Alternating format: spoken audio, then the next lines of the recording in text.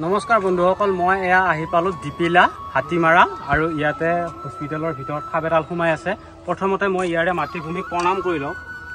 বন্ধুসকল, এই সাপডাল সোমাইছে আৰু আমাক দাদা এজনে ফোন কৰিলে। ফোন কৰাৰ লগে লগে আমি ইয়াতে উপস্থিত হ'লোঁ। বলকচোন বাৰু আমি সাপডাল বঢ়িয়াকৈ উদ্ধাৰ কৰোঁ। ইয়াতেতো বিপদ হৈ যাবও পাৰে বা নহ'বও পাৰে। আপোনালোকে ভিডিঅ'টো স্কিপ নকৰাকৈ চাই থাকিব। আহকচোন বাৰু।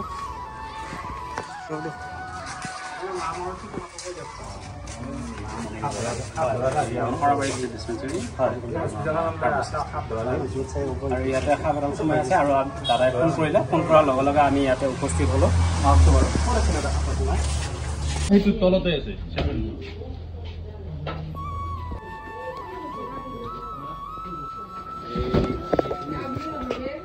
খেতিটো নহয়। বন্ধুসকল, এতিয়া পৰিৱেশ বহুত সলনি হৈছে আৰু চাৰিওফালে পানী হৈ আছে। বন্ধুসকল, সাপে ওখ জেগা বিচাৰি ফুৰি মানুহৰ ঘৰৰ ওচৰে পাজৰে ফুৰি থাকে। আৰু বন্ধুসকল, কেতিয়াবা সাপে খাদ্য বিচাৰি ফুৰি সি মানুহৰ ঘৰতো সোমায়। আৰু বন্ধুসকল, এতিয়া সোমাইছে হস্পিটেলৰ ভিতৰত আৰু এই হাস্পাতালৰ ভিতৰত আমি এই সাপডাল দেখা পাইছোঁ আৰু উদ্ধাৰ কৰিবলৈ চেষ্টা কৰি আছোঁ, কাৰণ এই সাপটো বহুত ভিতৰত আছে। বন্ধুসকল, আমি ভিডিঅ' বনোৱাৰ মেইন উদ্দেশ্য হৈছে মানুহক সজাগ কৰি তোলাৰ কাৰণে। বন্ধুসকল, আমি সাপকো মানুহৰ পৰা বচাই আছোঁ আৰু মানুহকো সাপৰ পৰা বচাই আছোঁ আৰু এই চেষ্টা আমি চলাই আছোঁ। বন্ধুসকল, আপোনালোকে সাপ কোনো কাৰণতেই কোবাই নামাৰিব, কাৰণ আমাৰ চাৰিওফালে থকা বীজাণুবোৰ সাপে খাই বীজাণুমুক্ত কৰি আছে আমাৰ এই প্ৰকৃতিখন। এই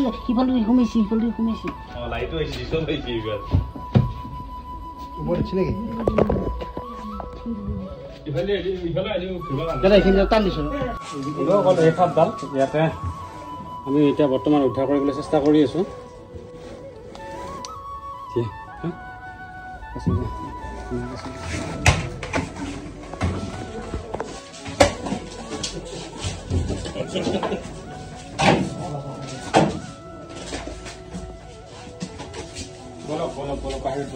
ডাঙৰ কুচিয়া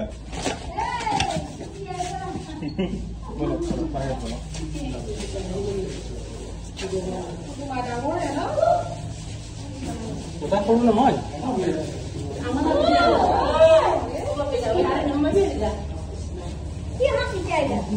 এডাল ঘোলাবেৰীয়া সাপ।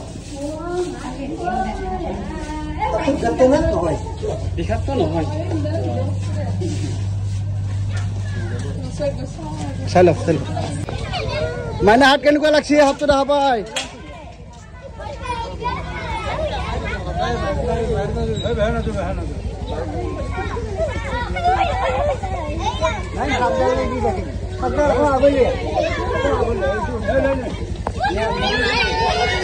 চলি যা বুজি দে।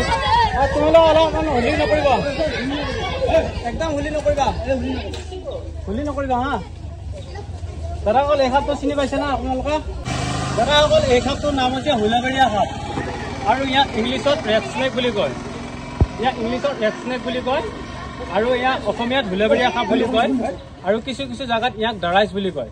বাঙালী ভাষাত দাৰাইজ বুলি কয় আৰু ইয়াক হিন্দীত দামান সাপ বুলি কয় আৰু ইয়াক মুচৰা গুম বুলি কয়। এই সাপটো সম্পূৰ্ণৰূপে অবিষাক্ত সাপ দাদাসকল, বুজি পাইছে নাই?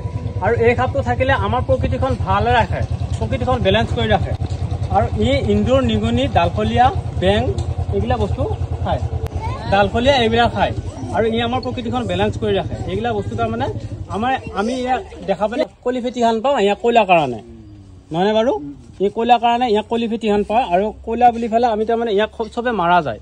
ই কিন্তু আমাৰ বেছিকৈ আমাৰ খেতিয়কৰ বন্ধু কাৰণ কি জানানে? ই ডালফলীয়া, নিগনি, এন্দুৰ এইবিলাক খায়।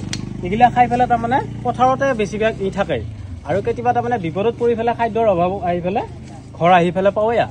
আৰু সেইকাৰণে এইটো সাপ আমি ধৰি পেলাই আমি ধুনীয়াকৈ জংঘলত এৰি দিওঁ। ই খুটি হয় দাদা, ই খুটি হয়। এই সাপটো খুটিলে বিষ নালাগে, কিন্তু ইয়াত টিটি ইনজেকশ্যন এটা ললিয়া হৈ যায়। এই সাপটো কামুৰিলে বিষ নালাগে আৰু ইয়াক কিছুমান মানুহে এনেয়ে মাৰে, বুজি পাইছেনে? ই কিন্তু একদম অমাত জীৱ। নেঙুৰেদি কোমাই বুলি কয় আৰু কিছুমানে কয় ইয়াৰ নেঙুৰত কটা আছে বুলি ক'লে। সেইটো আপোনাৰ অন্ধবিশ্বাস।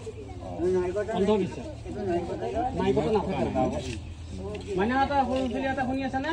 বাবু মাইনাহঁত এইটো সাপৰ বিষ নাই আৰু আকৌ তোমালোকে আকৌ সাপ ধৰিব আকৌ চেষ্টা নকৰিবি আকৌ আমাৰ নিচিনাকে বুজি পাইছা নাই তাৰমানে সাপ ধৰিব নোৱাৰে বুজি পাইছা আমি বহুত কথা জানি শুনিহে আমি সাপ ধৰিছো আমি মোক দেখা পাই আকৌ তোমালোকৰ ঘৰত কেতিয়াবা ওলালে সাপ আকৌ ধৰিব যাবা বুজি পাইছা তেতিয়াহ'লে তুমি বেয়া কথা হৈ যাব আকৌ এইটো তোমালোকে সাপ নধৰিবা দেই মানে নধৰিবি দেই ধৰিবি নেকি চেষ্টা নকৰিবা দেই মানে সাপে আৰু যদি কেতিয়াবা আপোনালোকক যদি সাপে কামোৰে কেতিয়াবা যদি আপোনালোকক সাপে কামোৰে চিধা হস্পিটেলত যাব কোনো কাৰণত ওজা কবিৰাজ জাল ফুক বিচাৰি সময় নষ্ট নকৰিব আৰু ইয়াক আমি ধুনীয়াকৈ ধৰি ল'লোঁ হস্পিটেলৰ ভিতৰত সোমাই আছিল আৰু এইখন হস্পিটেল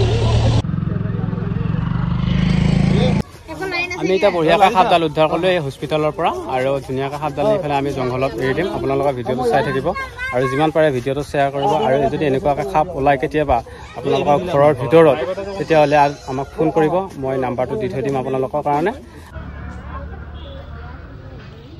আৰু এয়া আমি সাপডাল উদ্ধাৰ কৰি দিয়াৰ কাৰণে বাইদেৱে বঢ়িয়াকৈ কৈছে একাপ চাহ খাই যা আৰু ইয়াৰ ভিতৰত চাহ বনাই আছে বন্ধুসকল এই সাপডাল আমি ধৰি লৈ আহিলোঁ টিপিলা হাতীমাৰাৰ পৰা আৰু হস্পিটেলৰ ভিতৰত এই সাপডাল সোমাই আছিল আৰু হয়তো এডাল সাপ হৈছিল নেকি কিবা ঔষধ খাব গৈছিল সেইকাৰণে আমি ধৰি লৈ আহিলোঁ আৰু এতিয়া সাপডাল ধুনীয়াকৈ এৰি দিম বিৰাট ডাঙৰ জংঘল হয় আৰু সিফালে নদী আছে তাৰ বিপৰীত চাইডে পাহাৰ আছে আৰু এতিয়া আমি বঢ়িয়াকৈ সাপডাল এৰি দিম চাপটো বন্ধুসকল সাপডাল বঢ়িয়াকৈ যাব ইয়াৰ পৰিৱেশৰ লগত বঢ়িয়াকৈ মিলি যাব আৰু এতিয়া বৰষুণ দি আছে এতিয়া আমি বঢ়িয়াকৈ সাপডাল এৰি দিলোঁ এয়া